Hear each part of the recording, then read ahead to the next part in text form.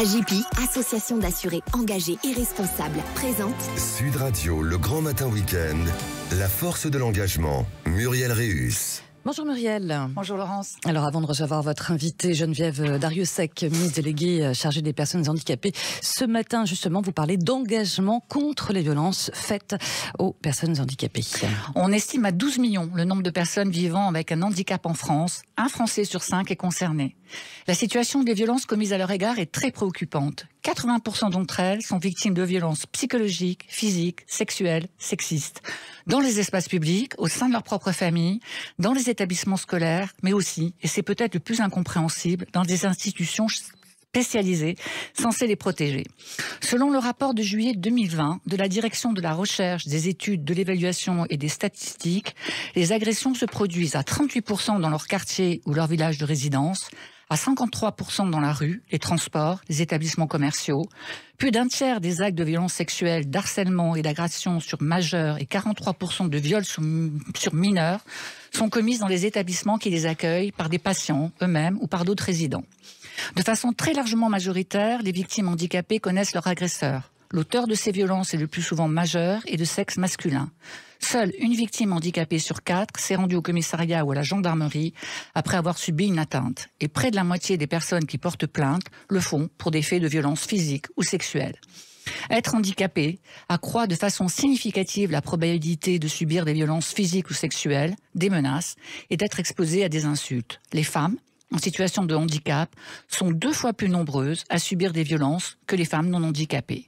Alors, qu'est-ce qui peut conduire une société à se comporter ainsi face à des personnes vulnérables ? Comment rester insensible face à ce sentiment d'insécurité ressenti par ces personnes en situation de handicap ? Comment rester passif face à ce renoncement exprimé de sortir seul de son domicile pour des raisons de sécurité ? Face à leur vulnérabilité, à leur dépendance dans leurs besoins les plus élémentaires, ces situations sont indignes, insupportables, révoltantes. L'action est primordiale pour respecter leurs droits fondamentaux. Toute violence à l'égard de personnes handicapées constitue une violation de leur droit de vivre dans la dignité. L'action est essentielle pour assurer l'inclusion, l'égalité et favoriser leur pleine intégration dans tous les aspects de la vie sociale, économique et culturelle.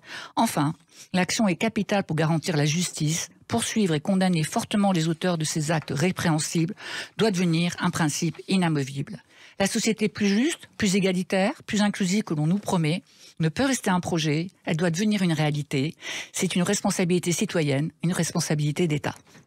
Merci beaucoup Muriel. Justement pour en parler, votre invitée ce matin, Geneviève Darrieussecq, ministre déléguée chargée des personnes handicapées. Bonjour. Bonjour. Merci d'être avec nous. Je suis très heureuse de vous recevoir ce matin. Un grand plaisir Madame pour moi la aussi. ministre. Alors vous êtes depuis un an, le 4 juillet 22, pratiquement, bientôt un an, ministre déléguée en charge des personnes handicapées. Alors pouvez-vous rapidement, parce que j'ai plein d'autres questions pour vous, mais pouvez-vous rapidement nous rappeler les contours de ce ministère ? Oh bien, ils sont clairs.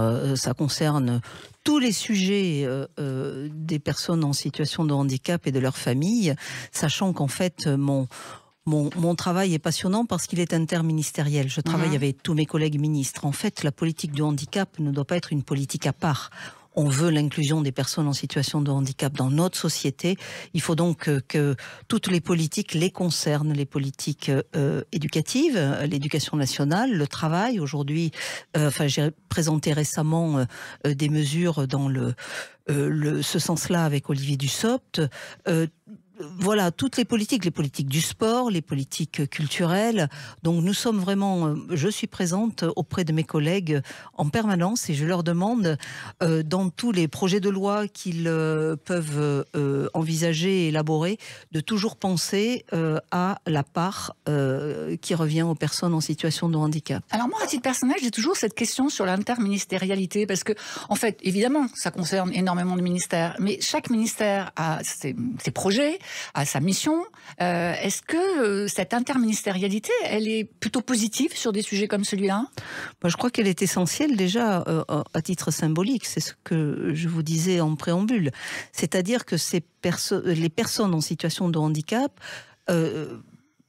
ont dans leur droit, doivent participer entièrement à notre société de façon active et doivent être reçues dans notre société de façon active. Donc, à l'école, eh bien, tout ce qui concerne l'école concerne aussi les jeunes en situation de handicap.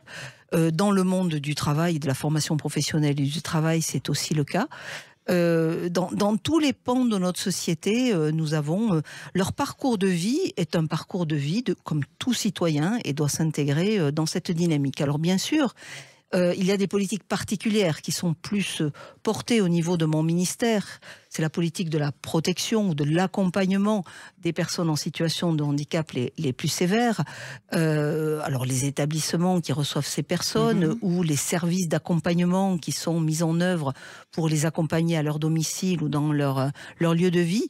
Mais voilà, tout cela fait partie d'une politique qui doit être, et d'ailleurs, qui doit être dans tous les ministères. Et d'ailleurs, nous avons 2 fois par an un comité interministériel du handicap afin de tracer la voie pour chaque ministre. On fait un bilan de ce qui a été mis en œuvre et on trace la voie pour la suite. Alors, en 2019, la loi pour une société inclusive a été adoptée. Et une récente étude de la Commission nationale consultative des droits de l'homme met en exergue des constats assez préoccupants. 64% des personnes interrogées estiment que le handicap est un obstacle au bonheur et à la vie épanouie.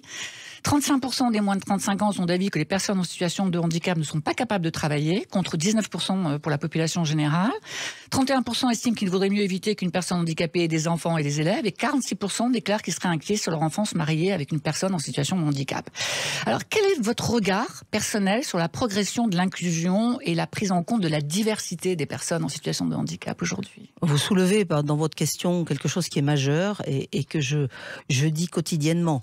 C'est que l'inclusion ne doit pas venir que d'une espèce d'obligation qui serait faite par les politiques d'inclure dans la société. L'inclusion, il faut que la société aussi évolue. Il faut que la représentation évolue. Il faut que le handicap soit compris. Aujourd'hui, le handicap, 80% des handicaps sont invisibles et sont bien souvent inconnus, mal connus. Certains disent ça fait peur. Et je pense qu'on a une grande partie de notre société qui vit dans l'ignorance. Ce n'est pas de la mauvaise volonté, c'est de l'ignorance, de la méconnaissance de ces sujets de handicap, de ce qu'est un autiste, de ce qu'est un jeune avec des troubles psychiques, de ce qu'est la déficience intellectuelle. Donc ces représentations, eh bien, il faut que nous les effacions, ces représentations négatives, afin de pouvoir travailler justement sur cette inclusion. Enfin, l'inclusion, c'est une société qui est suffisamment accessible et qui accueille tous dans leur diversité. Oui, mais ça veut dire qu'on a d'énormes progrès à faire, parce que les campagnes de communication sont nombreuses et malheureusement, on n'a pas tout à fait avancé. Alors j'ai envie surtout maintenant de vous parler des femmes handicapées. On en a un peu plus de 3 millions en France. Une femme sur 5 a déjà été victime de viol. Donc les femmes en situation de handicap sont 2 fois plus nombreuses à avoir subi des violences sexuelles que les femmes non handicapées. Comment est-ce qu'on peut expliquer cela ? Je pense que il y a 2 sujets. Il y a le sujet de la vulnérabilité. Et ce sont souvent l'affaire de prédateurs, de dominateurs qui cherchent des personnes vulnérables, d'une part. Et puis, pour certains, il y a aussi pour certaines, il y a aussi le sujet de la méconnaissance de ce qu'est le consentement, de la méconnaissance de ce qu'est leur corps, de la méconnaissance de ce que sont des relations sexuelles normales, consenties. Donc, on a vraiment un énorme travail à faire dans ce domaine-là aussi. Et dans ce sens, nous avons mis en place un dispositif qui s'appelle Ondy Gynéco, qui en fait est porté par des sages-femmes ou des médecins gynécologues qui vont par exemple dans des établissements pour personnes handicapées et qui font bien entendu des examens, donnent un accès aux examens gynécologiques, ce qui est très important, mais également à la parole. Et bien c'est là qu'on se rend compte qu'il y a des violences sexuelles à l'intérieur d'établissements, mais également font de la formation auprès des personnes handicapées, des femmes en situation de handicap, mais aussi des hommes qui sont quelquefois dans les mêmes établissements, pour leur donner la notion de ce qu'est un corps humain, de ce que sont des relations sexuelles, de ce qu'est le consentement. Donc nous avons aussi un grand travail à faire dans ce domaine-là. Oui, le travail, il est... parce que les violences, c'est un continuum, on est bien d'accord. 31% des femmes handicapées ont fait l'objet de contacts physiques au travail, 20% pour l'ensemble des femmes, 35% déclarent avoir été victimes de violences conjugales. En fait, est-ce qu'on peut espérer un changement ? Comment est-ce qu'on peut réellement faire bouger les choses ? Oui, et un chiffre que vous n'avez pas donné, 90% des femmes autistes qui ont subi des violences sexuelles. C'est absolument terrifiant. Terrifiant. Donc, eh bien, je crois qu'il faut en parler. Il faut d'abord ouvrir la parole. Il faut donner la possibilité à ces personnes qui n'ont pas toujours une communication classique de pouvoir s'exprimer, de pouvoir mettre quelquefois des images sur des mots qu'elles ont subis, des mots MAUX, et qu'elles puissent communiquer, parce que ce sont souvent les problèmes de communication qui font que les choses ne sont pas connues et ne sont pas prises en compte. Donc nous avons véritablement besoin de faire cet immense travail, de savoir écouter ces personnes, de savoir reconnaître les signaux faibles et de pouvoir, à partir de ces signaux faibles, entendre leurs paroles quand elles en ont et quand elles n'en ont pas, de pouvoir décrypter ce qu'elles disent à partir d'images, de dessins, de choses qui sont relativement comme les enfants un petit peu quelquefois. Et il faut savoir écouter cette parole, il faut savoir l'accepter, il faut surtout la prendre en compte et ne pas penser que ce sont que c'est négligeable, et je crois que tout cela est essentiel. Et puis ensuite, bien sûr, pouvoir porter plainte, pouvoir avoir des actions pénales quand c'est nécessaire. Parce qu'on a parlé d'établissements, mais on peut parler des violences intrafamiliales également, qui, à mon avis, sont aussi très préoccupantes. Alors sur les établissements qui accueillent ces personnes, les établissements qui sont censés les protéger, on sait qu'il y a de très nombreux dysfonctionnements, maltraitances, négligences, qui conduisent à ces situations complètement inacceptables. Pourquoi est-ce qu'on n'arrive pas à créer de meilleures conditions de sécurité dans ces lieux de vie pour vous ? Bon, moi d'abord, je voudrais pas qu'on mette l'opprobre sur toutes les personnes qui travaillent dans le médico-social, parce que l'immense majorité de tout ce qui travaille dans ce secteur sont des personnes, au contraire, qui font un travail absolument extraordinaire et d'accompagnement, et nous avons vraiment besoin d'elles dans leurs compétences et dans leur bienveillance. Mais il peut y avoir effectivement des personnes maltraitantes. Je crois que il ne faut surtout pas s'habituer. Il faut que la parole se libère aussi dans les établissements, c'est-à-dire qu'on soit capable de dire que telle personne n'agit pas bien pour les personnes dont elle est censée s'occuper. Il faut être capable d'entendre cela et de pouvoir prendre toutes mesures, bien sûr, pour éloigner ces personnes. Il faut que nous puissions, et moi ça me semble essentiel, dans tous les recrutements dans ces établissements, pouvoir avoir aussi vérifié l'honorabilité des personnes recrutées. Et pour moi c'est absolument essentiel, parce qu'avec des personnes vulnérables, les choses sont difficiles. Je veux dire, c'est essentiel qu'il y ait de l'honorabilité dans le profil des personnes recrutées. Donc une vigilance accrue, toutes ces mesures, et bien sûr on vous dira suffisamment de personnel pour entourer ces personnes. Alors il y a une différence.